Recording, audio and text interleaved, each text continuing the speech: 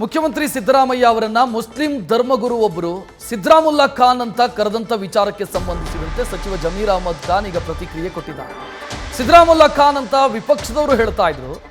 ಬಹಳಷ್ಟು ಜನ ಸಿದ್ದರಾಮಯ್ಯ ಅವರ ಬಗ್ಗೆ ಈ ರೀತಿ ಆರೋಪ ಮಾಡ್ತಾ ಇದ್ರು.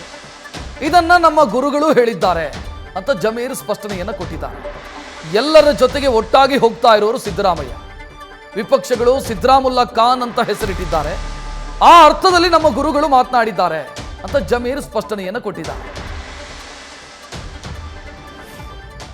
ಮೊದಲಾಗಿ ರಾಜ್ಯದ ಜನಕ್ಕೆ ರಂಜಾನ್ ಹಬ್ಬದ ಆರ್ಥಿಕ ಶುಭಾಶಯನ ಕೋರ್ತೀನಿ. ಇವತ್ತು ನಮ್ಮ ಮನೆ ಮುಖ್ಯಮಂತ್ರಿಗಳು ಬರಬೇಕಾಗಿತ್ತು. ಜ್ವರ ಬಂದಿದ್ದ ಕಾರಣಕ್ಕೆ ಅವ್ರು ಬರೋಕ್ಕಾಗಲಿಲ್ಲ. ಹಾಗಾಗಿ ಅವರು ಹಬ್ಬದ ಶುಭಾಶಯಗಳು ನನ್ನಿಂದ ತಿಳಿಸ್ಬಿಡು ಅಂತ ಹೇಳಿದ್ದಾರೆ. ಹಬ್ಬದ ಶುಭಾಶಯನ ತಿಳಿಸಿದ್ದೀನಿ. ಹೈ ಫೀವರ್ ಆಗಿದೆ ಅವ್ರಿಗೆ.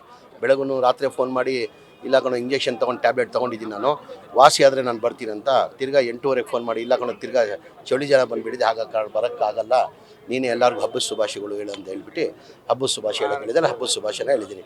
ನೀನು ನೋಡಿರ್ಬೋದು. ಯಾರು ಇಲ್ಲ, ಅವರು ಎಲ್ಲರ ಜೊತೆ ಮಿಂಗಲ್ ಆಗಿರ್ತಾರಲ್ಲ, ಸಿದ್ದರಾಮುಲ್ಲಾ ಖಾನ್ ಅಂತ ಇಲ್ಲ. ಅವ್ರು ಭಾಳ ಜನ ಅವ್ರ ಮೇಲೆ ಆರೋಪ ಮಾಡ್ತಾ ಇದ್ದಾರೆ. ಈಗ ನೋಡಿರ್ಬೋದು, ಸಿದ್ದರಾಮಯ್ಯ ಇಲ್ಲ, ಅವರು ಸಿದ್ದರಾಮುಲ್ಲಾ ಖಾನ್ ಅಂತ ಹೇಳ್ಬಿಟ್ಟು ವಿರೋಧ ಪಕ್ಷದವರು ಹೇಳ್ಕೊಂಡು ಬರ್ತಾಯಿದ್ರು.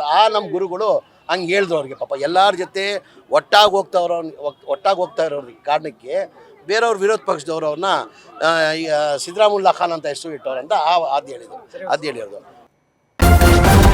ನ್ಯೂಸ್ ಫಸ್ಟ್ ನಿರ್ಭೀತಿಯಿಂದ ನಿಮ್ಮ ಪರವಾಗಿ.